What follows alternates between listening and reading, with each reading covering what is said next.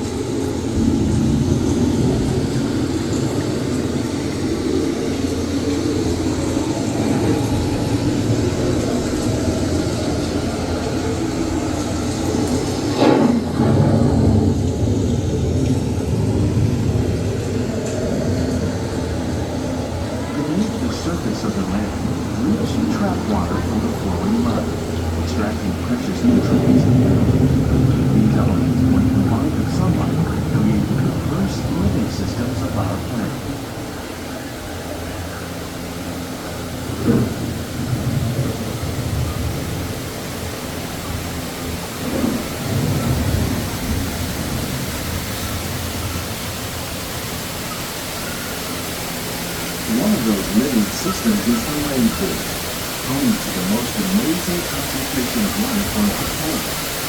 These dense and beautiful forests cover only a tiny portion of the Earth's surface, but they contain more than half of its plant and animal species. Rainforests are also extremely rich in productive living systems, providing us with oxygen, food, medicine, and other elements essential to our lives.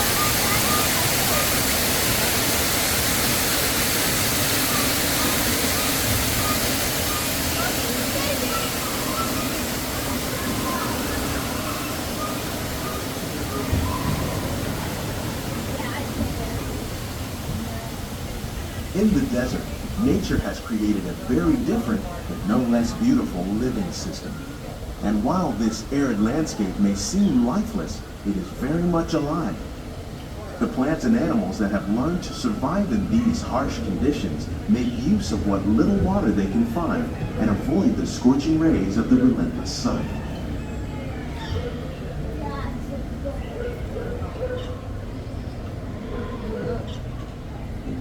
The American prairie once appeared as desolate as the desert, but over time, rainwater and nutrients gradually penetrated the hard surface of this land.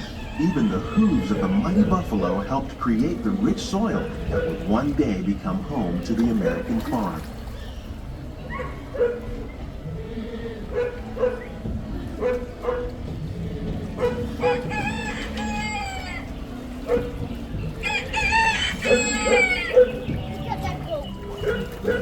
Of all the forces at work on the land, humans have had one of the most profound effects. The need to produce food for a growing world led to the enormous use and sometimes overuse of the land. In our search for more efficient ways to grow food, we often fail to realize the impact of our methods.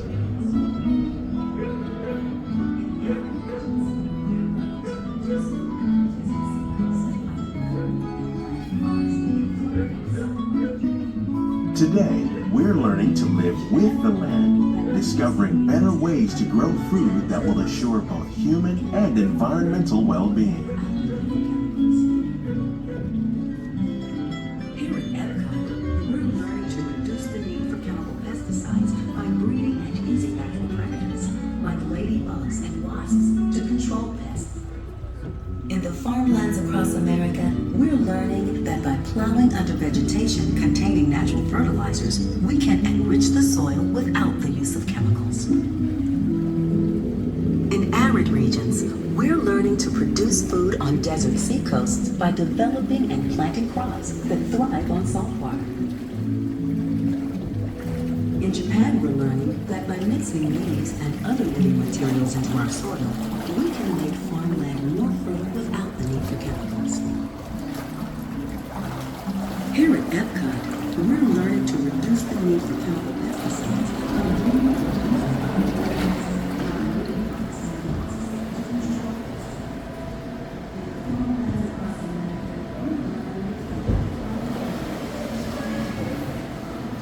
How will we meet tomorrow's growing needs for food production, yet still respect the needs of the land? Some of the answers are being discovered just ahead. To help us maintain these carefully controlled ecosystems, and for your safety, please remain seated in your boat at all times.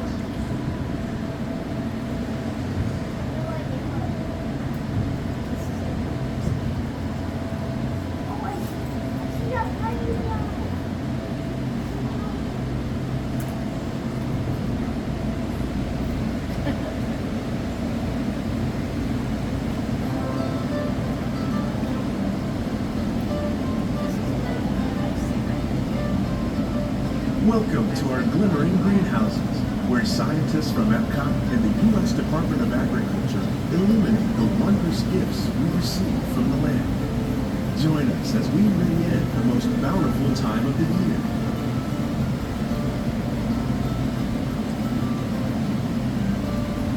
For some, it's difficult to imagine the holidays without winter and snow, but one of the most important holiday crops actually grows in the tropics.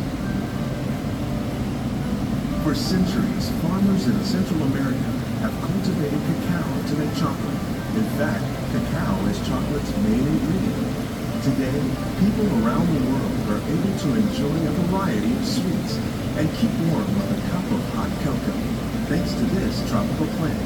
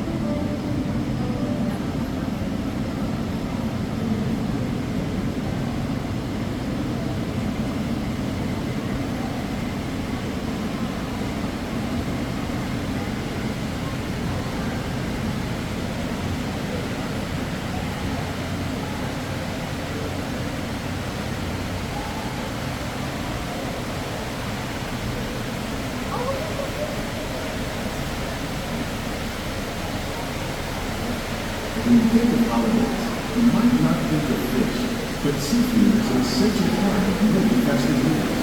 In parts of southern Italy, family and friends gather once a year to celebrate Walt Disney World with a 7-course seafood dinner. Tilapia, bass, and shrimp, like the ones raised here using our sustainable water systems, make up just some of the dishes served during this grand meal. Today, in the United States, the tradition is known as the Feast of the Seven Fishes.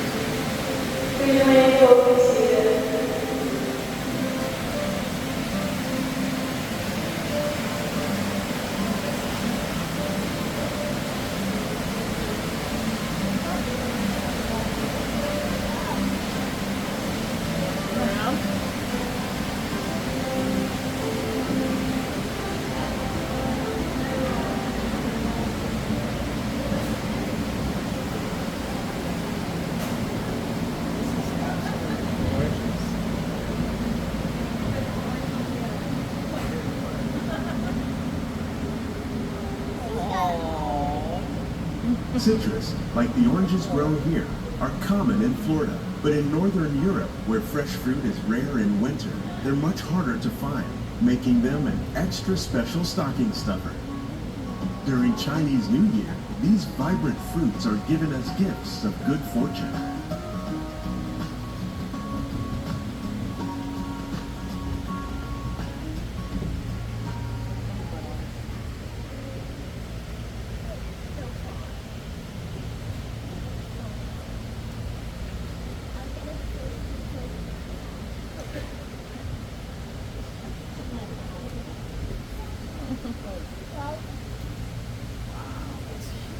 They say it's better to give than to receive.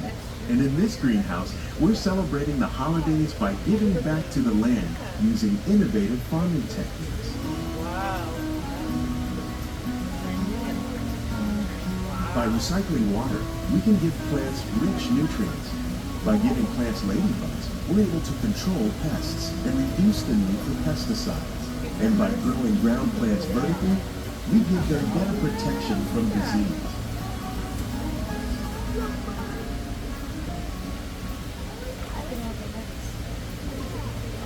Please keep your hands inside the boat at all times.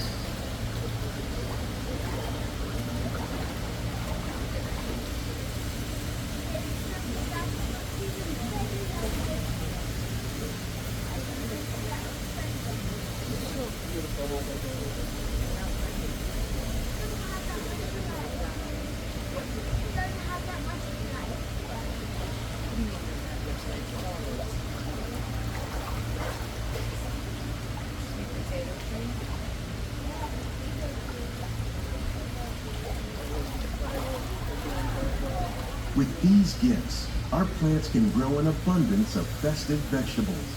This greenhouse alone grows a bountiful 15 tons of produce each year.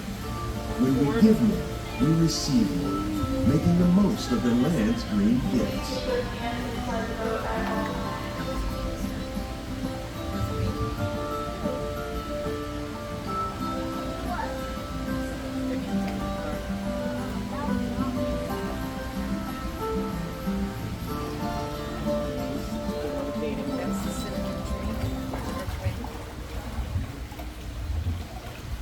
Many of the plants you see here help spice up the holidays. The bark of cinnamon trees, like the one growing beside you, is used to make cinnamon sticks. Do you like eggnog? You can thank nutmeg for its signature taste. Other spices, like ginger and vanilla, add flavor to a variety of holiday cookies, cakes, and other delights. By cultivating these festive plants with care and good cheer, EPCOT scientists are able to celebrate the holidays with the land's many gifts.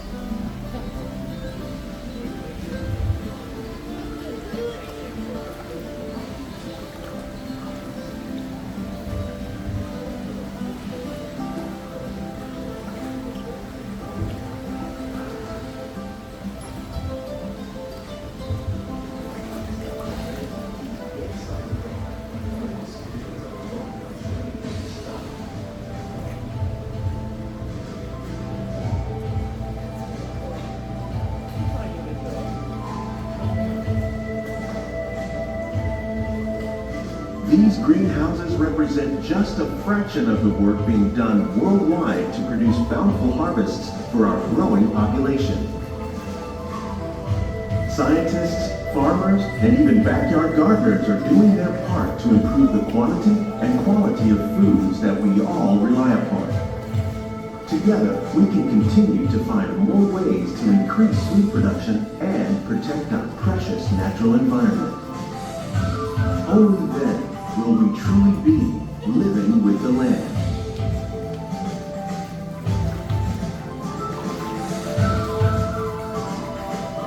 On behalf of Walt Disney World, we hope you've enjoyed this unique journey through our living laboratory. If you'd like a closer look, then check out the behind-the-scenes walking tour. It's a chance for the whole family to get up close and personal with the plants and growing techniques in our laboratory. Please keep your hands and feet inside the boat and remain seated until the boat comes to a complete stop.